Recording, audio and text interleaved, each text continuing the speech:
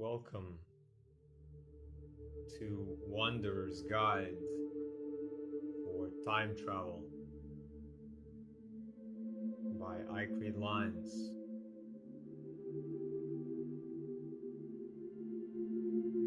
Every piece of information, every piece of life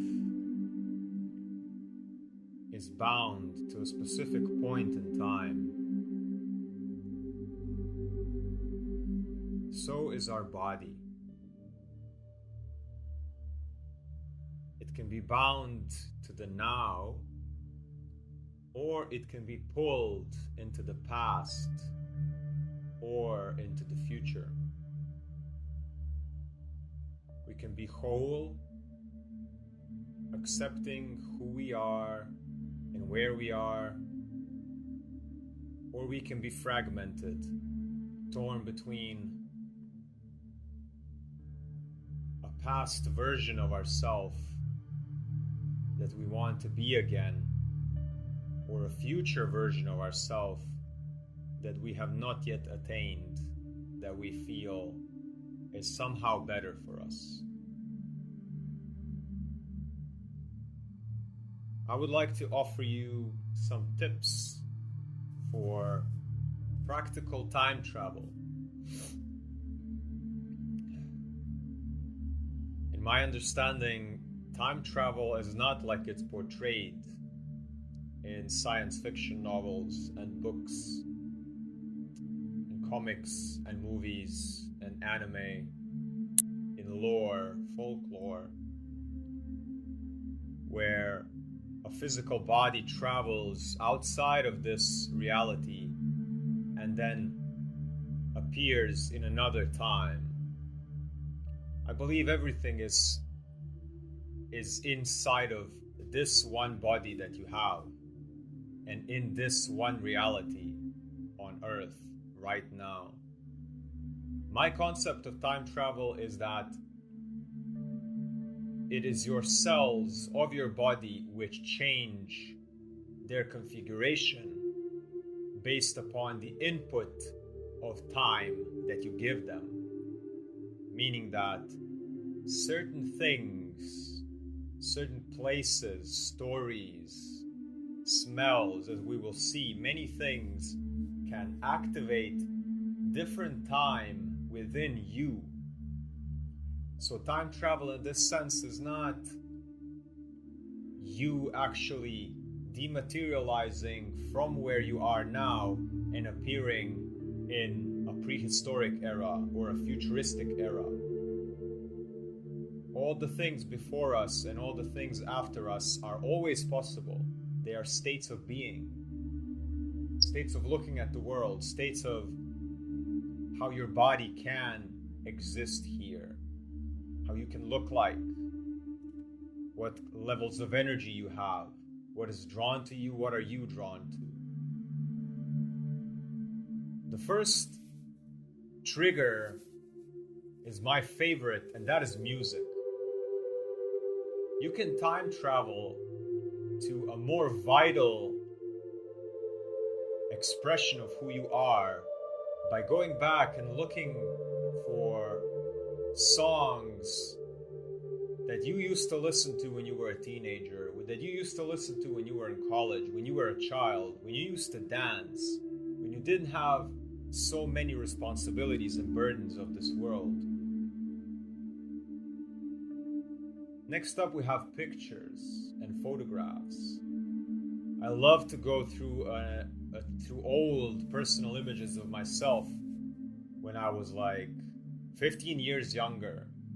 So many memories come back, and so many different ways that when I see myself, I look and see, oh wow, look at how my posture has been. Look at how I used to smile. Look how carefree I used to be. This can be a great tool. Stories my grandma used to tell me when I was a child. Songs my granddad used to sing to me when I was a kid. These things can change your body. They can change. You can be 60 and listen to and go through some of this time travel stuff that I'm talking about, you will feel younger, you will look younger, you will find new inspiration, or maybe better, old inspiration. Clothes. Find clothes you used to enjoy. Maybe they're sitting in your closet, you never wear them again. Maybe they're back in your home city and you are away. Right now, I went home recently and found an old hoodie, turquoise blue hoodie. For the longest time I used to wear like dark navy colors and blacks and grays. And then I found this turquoise blue hoodie, like the Caribbean Sea, like the throat chakra, like the beautiful sky. And now I wear it and I remember my high school days. And I feel different. I'm younger now. Next up we have places. Some places from childhood. An old tree, an old kindergarten, a river, your college, your high school. Go for a walk. Get memories back. Get parts of yourself back. But also when I say places, I mean history. Geographical locations that you may be drawn to way, way, way before, maybe even from a past life. I'm very drawn to Japan. I'm very drawn to martial arts. I'm very drawn to Egypt. I'm very drawn to ancient civilizations, the pyramids. Why is that? There is a part of me there. There is a part of my soul that has something to do with that. Don't ignore these things. Go and explore these places. Look up historical eras that you find yourself drawn to. Next up we have languages. Again, when I listen to Japanese, I get that. I get these codes. So it can be connected to the last point of places. Which places have what language? Try to listen to more of that language. Try to learn that language. Next up we have smells, which can also trigger memories from the past. For example, certain herbs, the smell of certain trees and bushes, flowers, like old wood. For example, for me, when winter comes and you turn on the heating system in apartments, and then the dust in the old radiators gets heated up, it reminds me of my grandma's house, and then reminds me of coziness. And then rosemary, so essential oils. Find these smells that bring you back. After smells, we're gonna come to foods. So here with foods, there's a two-way street. You can go back into food, but be careful that you don't trigger memories of food that you were addicted to, because certain foods are not good for us. They are very recent memories where people started to process foods and introduce toxins.